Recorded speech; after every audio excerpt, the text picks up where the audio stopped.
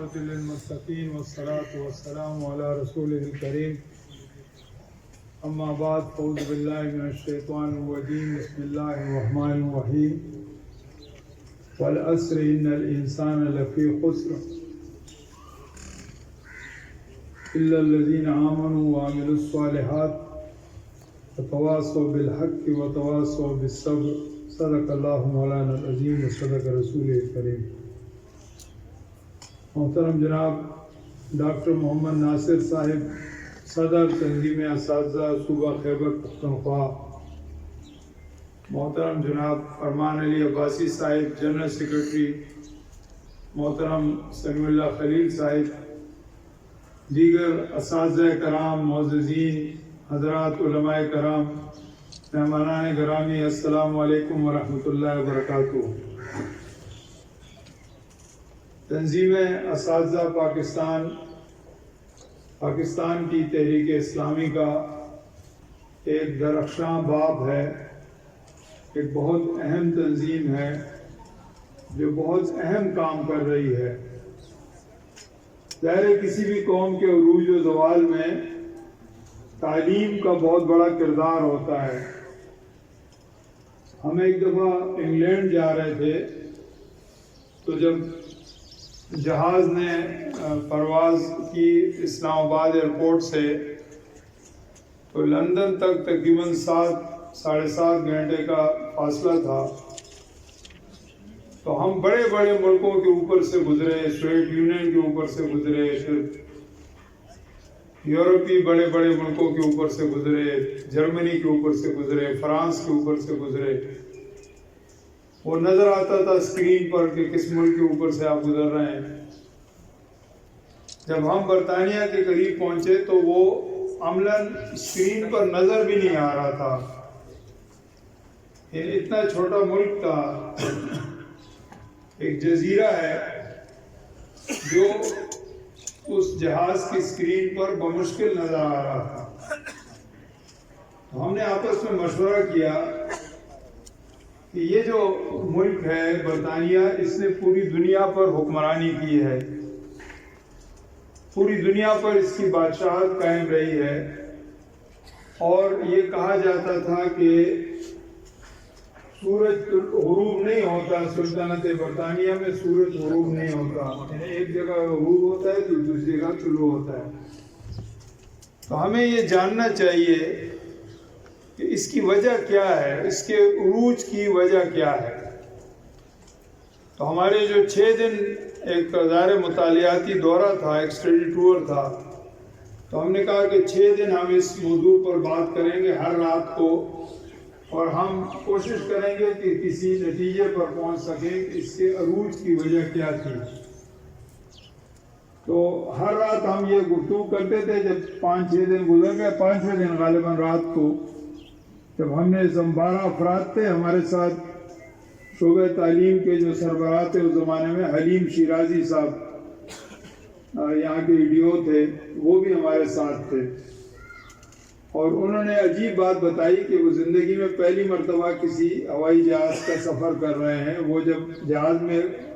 اندر داخل ہوئے تو وہ سجدے میں گر گئے،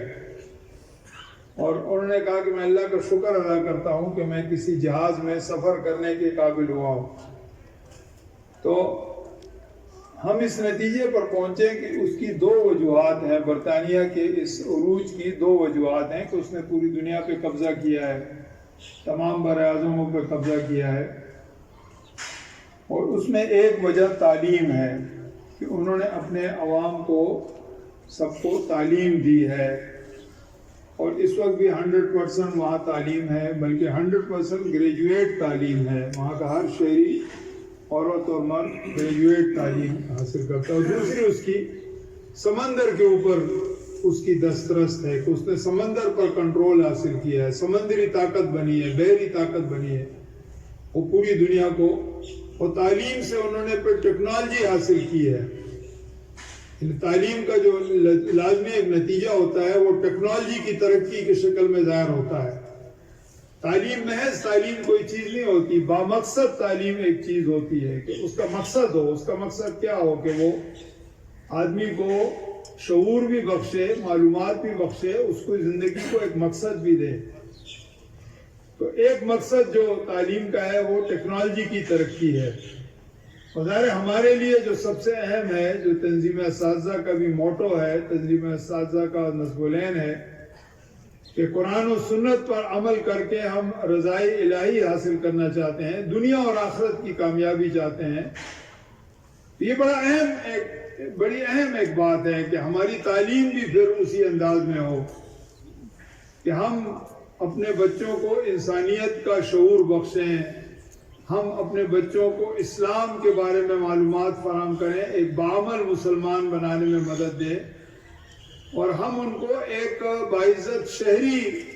پاکستانی شہری کو کیا اس کے فرائض ہیں، کیا اس کی ذمہ داریاں ہیں، وہ اس کو ذہن نشین کرائیں۔ تو الحمدللہ تنظیم اساتذہ ان عظیم مقاصد کے لیے کام کر رہی ہے، اور معلم کا جو کردار ہے، جو حضرت محمد مصطفیٰ صلی اللہ علیہ وسلم کی صفت ہے، خوبی بیان کی ہے قرآن نے کہ وہ کتاب و حکمت کے معلم تھے، معلم انسانیت تھے۔ تو یہ معلم کا پیشہ بھی جو ایک پیغمبری پیشہ ہے،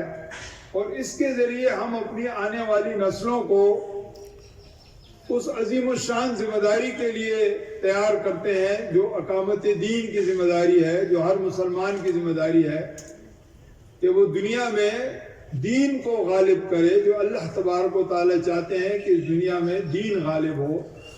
اور تمام انسانیت کا دین جو ہے وہ اسلام ہے اور اسلام ہو۔ تو الحمدللہ مسائل پہ اوپر بھی بات ہوتی ہے، اور جس مسئلے پر اس وقت یہ گفتگو رکھی گئی ہے، یہ یقیناً ہمارے مستقبل کا مسئلہ ہے، اور قومیں وہی ترقی کرتی ہیں جو اپنے مستقبل کے حوالے سے سوچتی ہیں،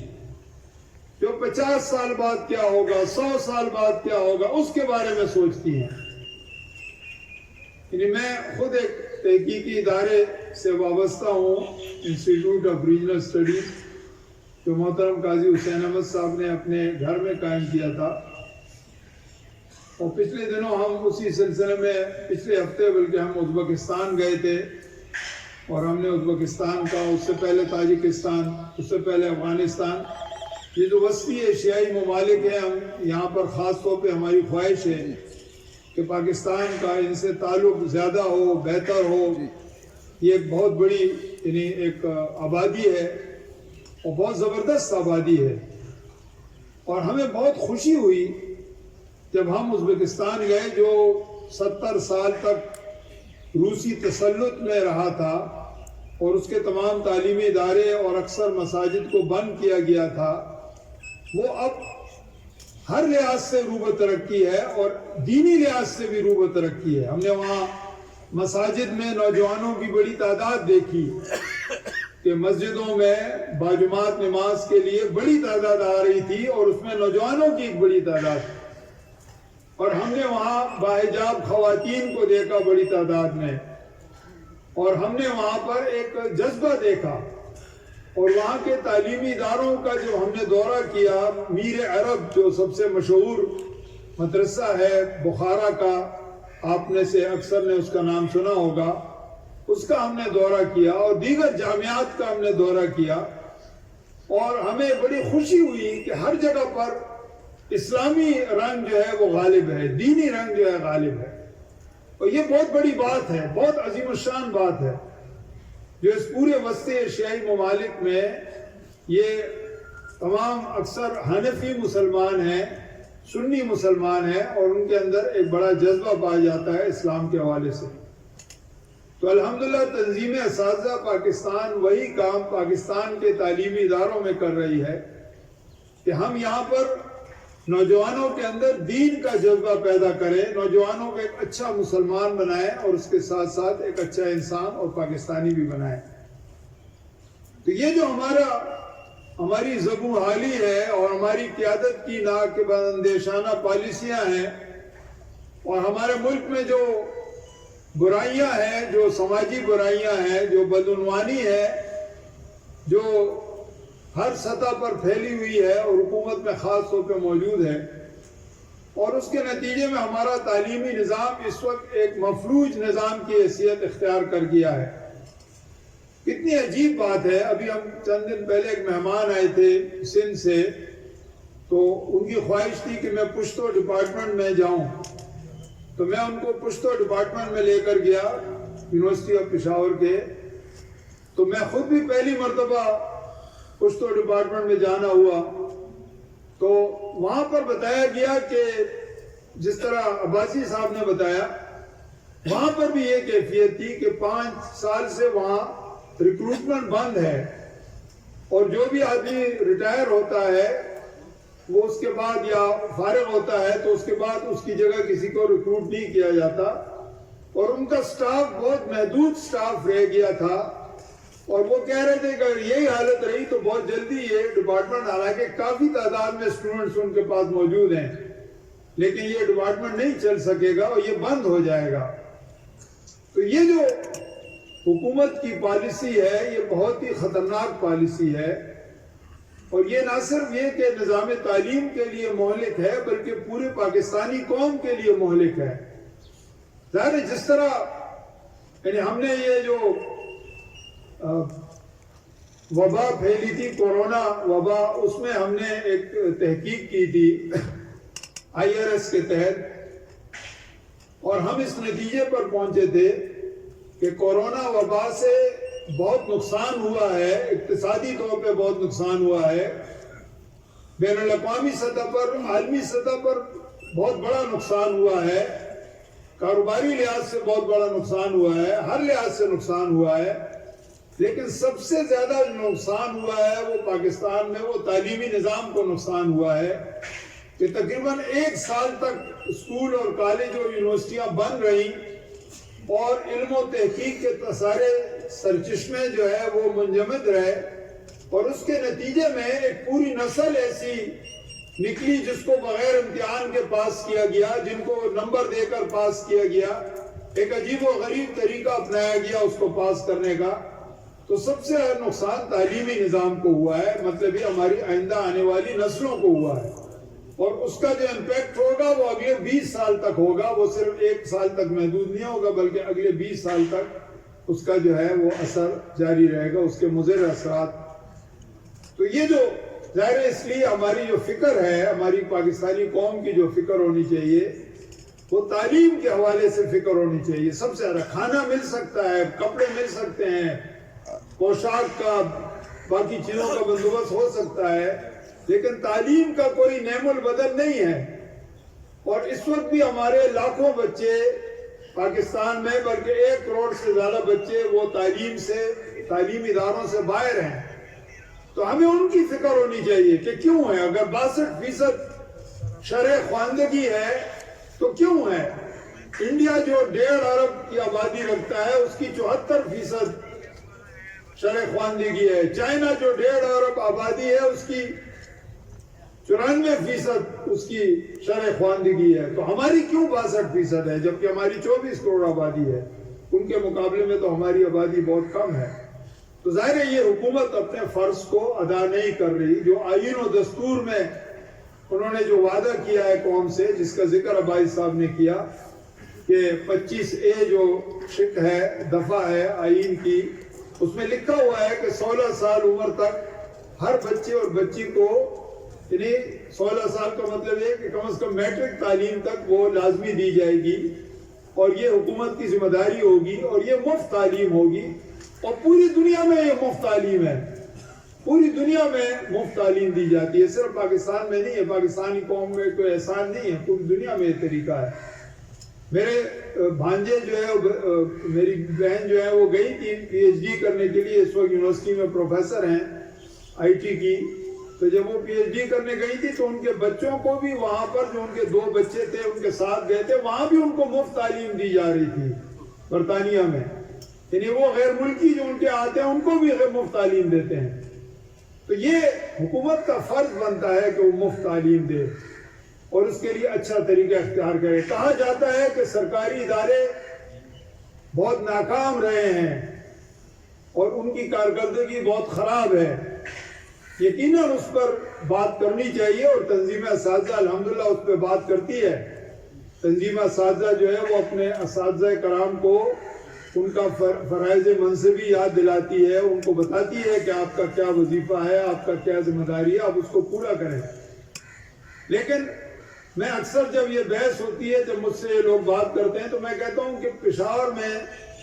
جو سب سے بیسٹ تعلیمی ادارہ ہے وہ کون سا ہے اسکول سطح پر؟ تو ظاہر ہر آدمی بتاتا ہے کہ اسلامیہ کالج ایڈ اسکول سب سے بہترین ادارہ ہے پشاور میں، پورے صوبے سے لوگ آتے ہیں وہاں داخلہ لینے کے لیے۔ لڑکیوں کا سب سے بیسٹ ادارہ کون سا ہے؟ تو لوگ یونیورسٹی ماڈل اسکول کا نام لیتے ہیں کہ جی وہ سب سے بیسٹ ادارہ ہے۔ لڑکوں کا کالج سب سے بیسٹ کون سا ہے؟ تو لوگ اسلامیہ کالج یاد دلاتے ہیں۔ لڑکیوں کا کون سا ہے؟ لوگ جناح کالج کی بات کرتے ہیں۔ یونیورسٹی کی جب بات آتی ہے تو ظاہر جامعہ پشاور کی بات آتی ہے۔ جب میڈیکل کالج کی بات آتی ہے تو خیبر میڈیکل کالج کی بات آتی ہے، ایوب میڈیکل کالج کی بات آتی ہے، انجینئرنگ یونیورسٹی کی بات آتی ہے، ایگریکلچر یونیورسٹی کی بات آتی ہے۔ یہ تمام ادارے سرکاری تعلیم ادارے ہیں، اس میں کوئی بھی پرائیویٹ ادارہ نہیں ہے، یہ تمام ادارے سرکاری تعلیمی ادارے ہیں جو حکومت پاکستان، حکومت صوبہ خیبر پختونخوا اس کو چلاتی ہے۔ تو جو ہماری بہترین مثالیں ہیں تعلیمی اداروں کی، وہ بھی سرکاری تعلیمی اداروں کی ہے۔ اس کا مطلب یہ ہے کہ یہ آپ کا جو طرز حکومت ہے اس میں فرق ہے